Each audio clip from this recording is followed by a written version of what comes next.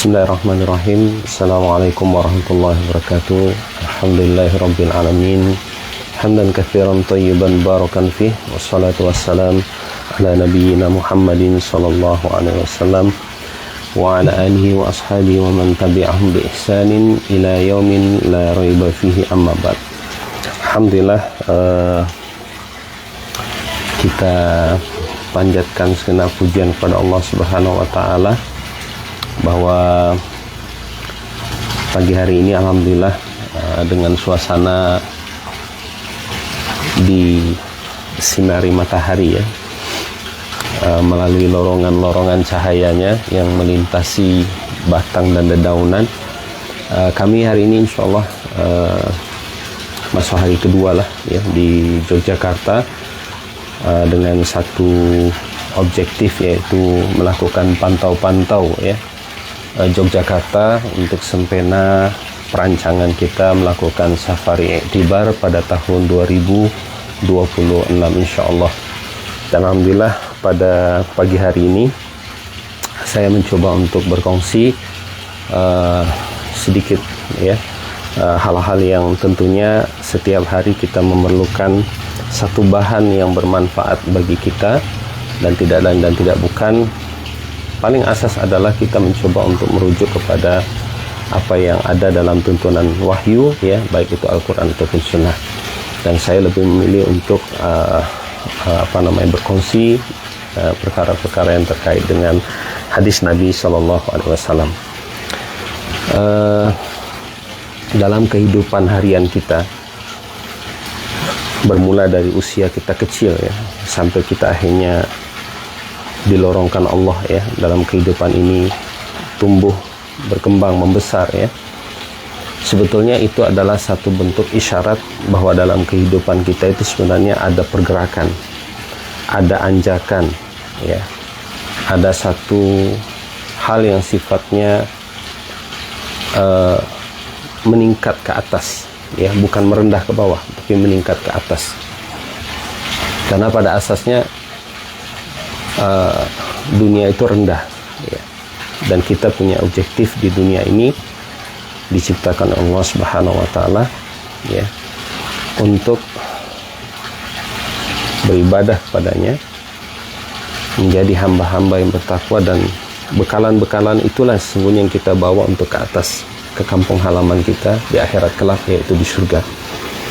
Karena itu dalam setiap anjakan kehidupan itu kita tidak akhirnya melihat dan juga bahkan meremehkan perkara kebaikan, walaupun sekecil apapun itu. Sebaliknya ya, kita pun akhirnya juga tidak meremehkan atau menganggap kecil hal-hal yang mungkin secara jelas dikatakan dalam agama kita itu adalah keburukan. Saya contohkan misalnya kesombongan ya. Dan dalam beberapa riwayat disebutkan bahwa perkara-perkara kecil ya, dan itu mengandungi kebaikan, maka itulah sebetulnya yang mampu menyelamatkan kita di akhirat. Sebaliknya, kalau ada satu perkara kecil, sekecil apapun itu, maka itu juga akan menjadi isyarat, bahkan tanda bahwa kita akan susah nantinya di akhirat. Nah, dalam kesempatan pagi ini insyaallah saya akan mencoba, sebetulnya ada kaitan juga dengan pengisian saya 2 hari lepas, karena semalam tidak sempat berkongsi. Kami dalam train ya, kereta api daripada Babat menuju ke Yogyakarta, dan pagi ini saya cobalah ambil ruang dan peluang untuk berkongsi satu hadis yang diriwayatkan oleh Imam Al-Bukhari ya dalam sahihnya, di mana Rasulullah sallallahu alaihi wasallam bersabda, yakhruju minan nar ya man qala la ilaha illallah wa fi qalbihi. Ini dia beruntun ya, ungkapan atau redaksinya itu. Pertama, wa fi qalbihi syairatin min khairin. Yang kedua, yakhruju minan nar man qala la ilaha illallah wa fi qalbihi waznu burratin ya min khairin.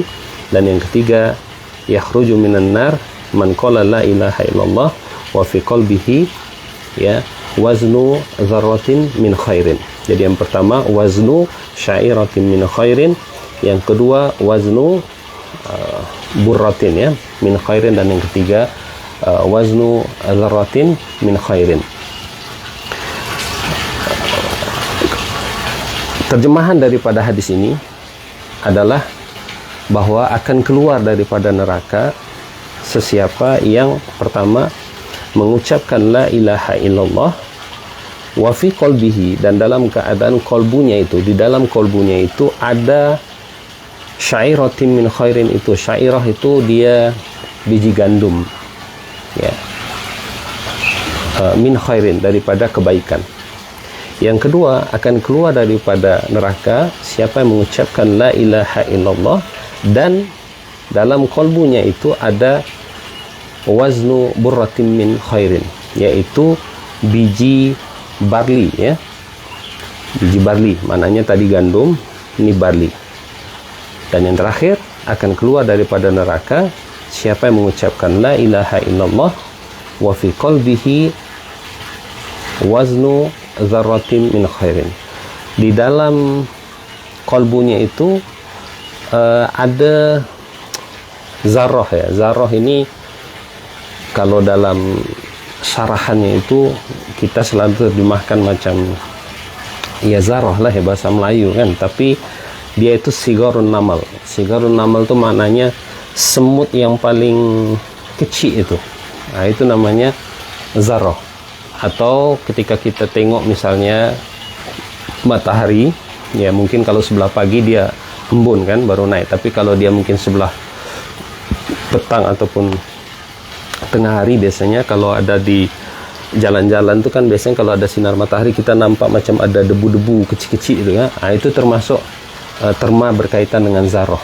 Jadi hadis Nabi tadi secara beruntun ya, itu ada semacam at-taraqi ya fil hukmi wa tanazzul fi suwar. Jadi cantiknya redaksi kenabian ini dalam pesan-pesan Nabi ini adalah ada semacam anjakan, susunan ya secara hukum, dan juga susunan yang sifatnya penurunnya itu secara bertahap. Jadi kalau kita perhatikan redaksinya, orang nanti yang diselamatkan oleh Allah, dikeluarkan daripada neraka, itu ada dalam 3 keadaan, dan itu disusun secara cantik. Pertama, dari keadaan di dalam kolbunya itu ada sebiji gandum daripada kebaikan, al-khair ya. Jadi gandum itu berbeza nanti secara suar, secara bentuk fizikal dia itu daripada barli, lebih kecil lagi. Tetapi yang lebih kecil lagi nanti itu adalah az-zarrah ya. Ini menunjukkan kita tidak menyepelekan ya. Kita berusaha dalam kehidupan kita, sekecil apapun kebaikan itu, apalagi dia terkait dengan keimanan, maka itu sesungguhnya nanti akan membantu kita di akhirat. Itu yang akan dikeluarkan kita daripada neraka sekiranya memang ada kesalahan-kesalahan kita di dunia yang perlu dibersihkan dahulu, yang akhirnya akan menyelamatkan kita dan dimasukkan dalam surga. Jadi sebaliknya, kalau kita perhatikan dalam riwayat lain, siapa yang ada satu zarrah, zarrah ya, zarrah itu mana tadi itu kalau ada susunan yang paling besar, tengah dan kecil. Sebaliknya, kalau ada dalam diri kita itu satu zarrah kesombongan ya dalam kolbu kita, maka ini sesungguhnya juga yang akan menghumban kita nantinya di dalam neraka. Jadi dari redaksi hadis Nabi tadi kita banyak belajar sebetulnya dalam berbagai aspek dan sudut. Tapi yang paling mendasar adalah bagaimana kita akhirnya berusaha dalam kehidupan kita. Pertama, kita harus berpikir beranjak ke atas, kebaikan demi kebaikan ya.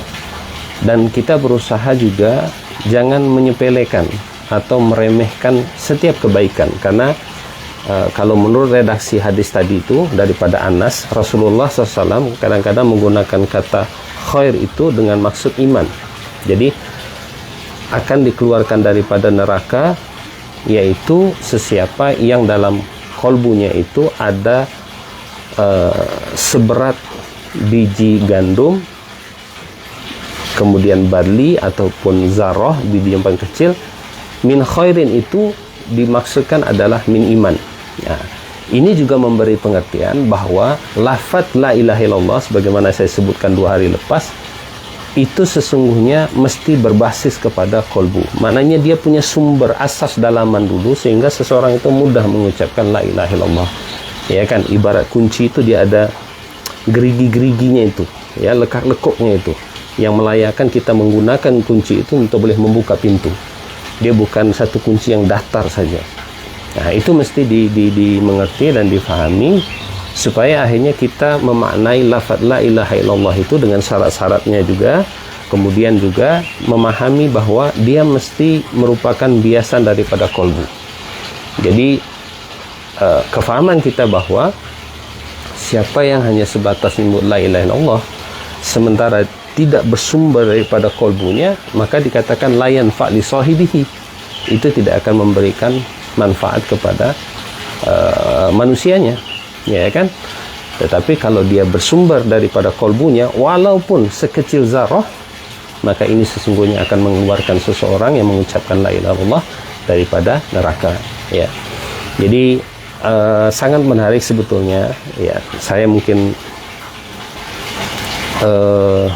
melihat bahwa kalau kita mungkinlah sahabat-sahabat di Rami atau mungkin yang di luar Rami yang mungkin sudah terbiasa dengan terma-terma SQFL ini, apatah lagi berkaitan dengan hadis-hadis Nabi, ya. Kalau Dr. Soleha banyak berbincang tentang Al-Quran, ya, secara spesifik lah.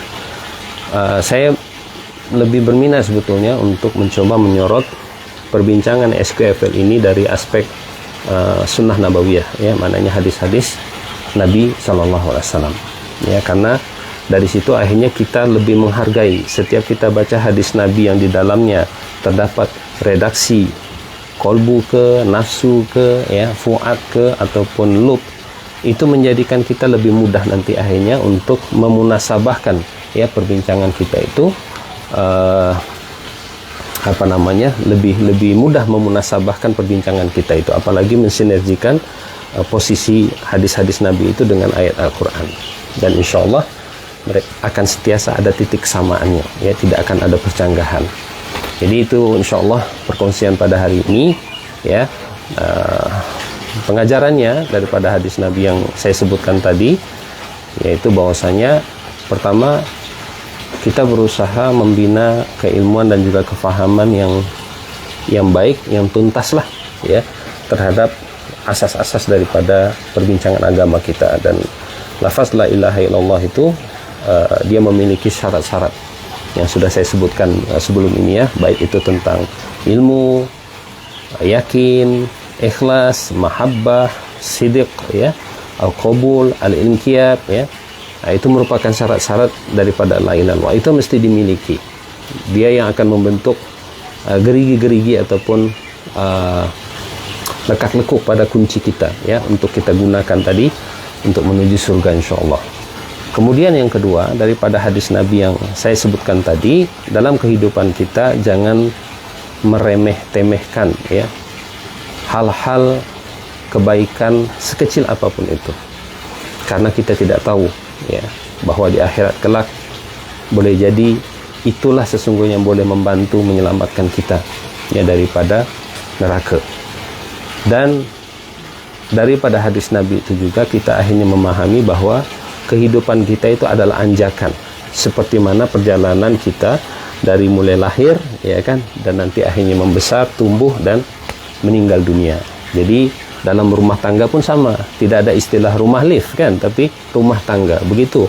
Jadi tangga itu untuk ditapaki, dinaiki secara bertahap, ya, dan itu tidak mudah dalam rumah tangga itu, tapi harus dilalui, ya. Tapi kalau rumah lift, ya, tak ada cabaran, kan, masuk, tekan, naik, ya kan. Tapi kalau tangga itu dia memerlukan satu pergerakan, ya, perlu upaya, daya, tenaga, dan kita anggap itu sebagai lika-liku dalam kita membina rumah tangga.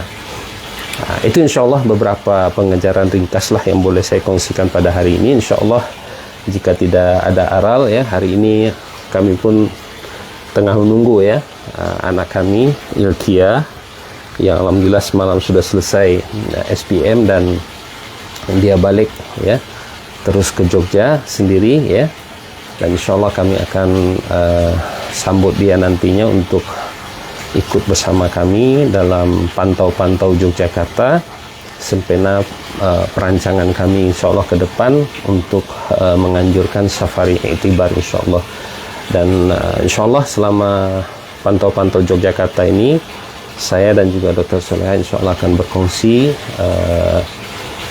di beberapa tempat lah yang kami coba untuk kami siapkan sempena perancangan kami untuk menganjurkan safari iktibar ya, dan juga safari pendidikan pada tahun hadapan insyaallah. Mohon doa sahabat-sahabat semua insyaallah boleh mengikuti nantinya dalam page Facebook Dr. Soleha untuk perkongsian-perkongsian seterusnya insyaallah.